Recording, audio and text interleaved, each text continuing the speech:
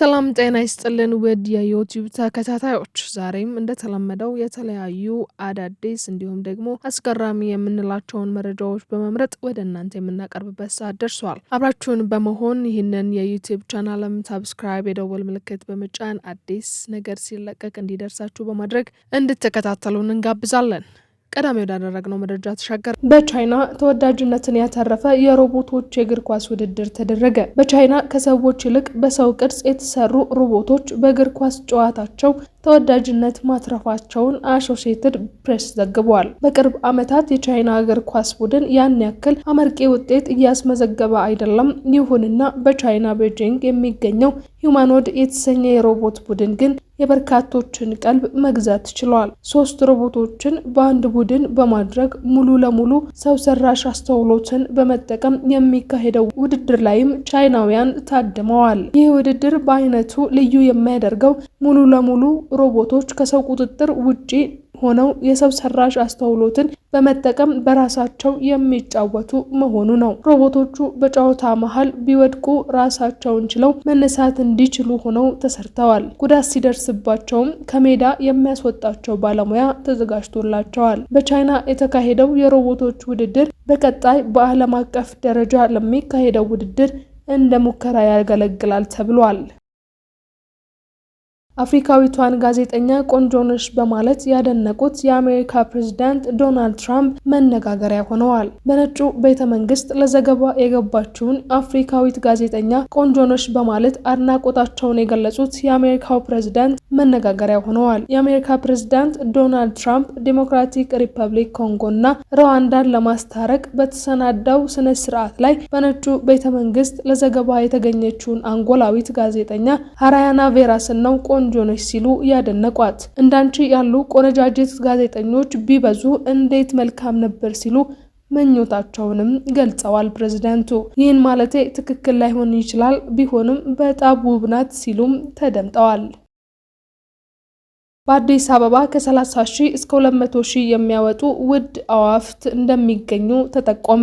አቡበከር አደም ይባላል። ለአዋፍት ልዩ ፍቅር አለው። አዋፍትን ለራሱ ከውጭ ያመጣ ነበር። የሰዎችን ፍላጎት በማየት አዋፍቱን ከውጭ ሀገር በማስመጣት በመሸጥ ላይ ይገኛል። ከሚያረባቸው የአዋፍት ዝርያዎች መካከል ላቭ በርድ፣ ኮክቴል፣ አፍሪካን ግሬይ፣ ሪንግኔክ እና ሌሎችም ወፎች ዝርያዎች ይገኙበታል። የተለያዩ አዋፍትን ከኬንያ፣ ታንዛኒያ እና ከጅቡቲ በማምጣት ሀገር ውስጥ ያላምዳል። አዋፍቱ ጥራጥሬ፣ አትክልት እንዲሁም ካልሲየምን በማዘጋጀት እንደሚመግብ ከኢቢሲ ጋር ባደረገው ቆይታ ተናግሮ ነበር። የአዋፍቱ መሸጫ ዋጋ ከ30,000 እስከ 300,000 ሲሆን ይህም የሚሆንበት ምክንያት ወደ ሀገር ውስጥ ሲመጣ በሚወጣባቸው ወጪ የተነሳ መሆኑንም ይገልጻል። አዋፍቱም ከሰዎች ጋር ቤት ውስጥ ይላመዳሉ።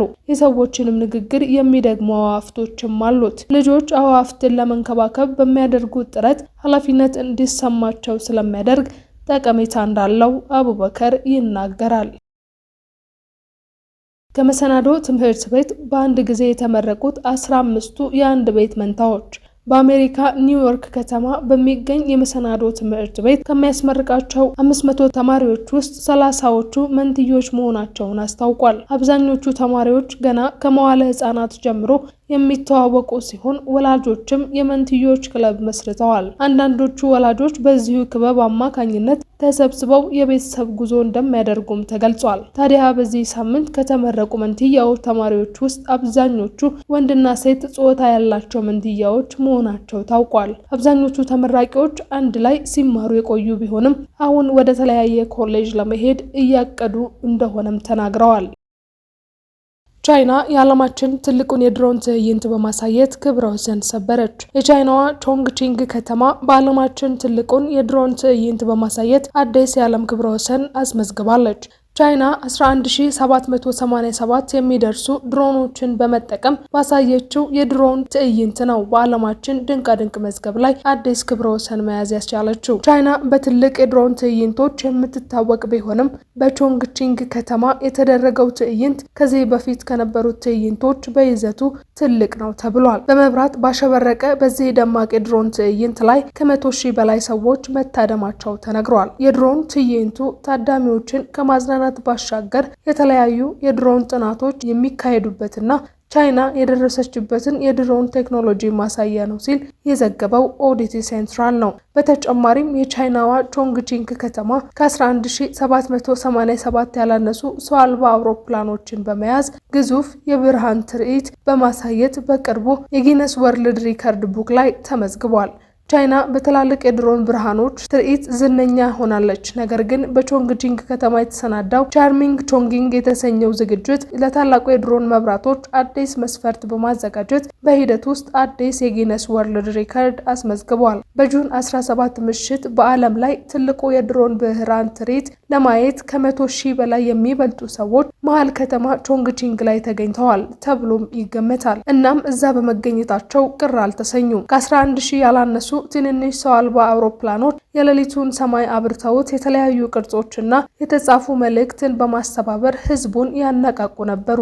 በቾንግቺንግ የምሽት ሰማይ ላይ በቻይና ታሪክና ባህል ላይ የተነሳሱ በርካታ ግዙፍ ቅጦች ከቀለማት አበባዎች እስከ ዝርዝር የሰማይ መስመሮችና የአካባቢ ማስኮች ተፈጥረዋል። ነገር ግን በዝግጅቱ ጀርባ ያለውን ከፍተኛ ጥረት ያደረጉ ጥቂት ሰዎች ብቻ ነበሩ። ስርዓተ ጥለቶችን ለመቅረጽ በትክክለኛ ቦታና መጠናቀቁን ለማረጋገጥ የእያንዳንዱ ሰው አልባ አውሮፕላን እንቅስቃሴ በትክክል መሐንዲሶች መቆጣጠር ነበረበትና ከዝግጅቱ በስተጀርባ ያለው ቡድን በትልቅ ምሽት ውስጥ ሁሉም ነገር ፍጹም ሆኖ ለማረጋገጥ ስፍር ቁጥር የሌላቸው ልምምዶችና የማረሚያ ጊዜያትን አድርጓል። ህዝቡንም ማዝናናት አስፈላጊ ሆኖ ሳለ በዓለም ላይ ትልቁ የድሮን መስመር ሾው በማዘጋጀት ቾንግቺንግ በድሮን ክላስተር ቴክኖሎጂና በዝቅተኛ ከፍተኛ አያያዝና የድሮን አምራቾችና የድሮን ቴክኖሎጂና የምርምር ማዕከል በመሆን ጥንካሬውንም አሳይቷል ተብሏል።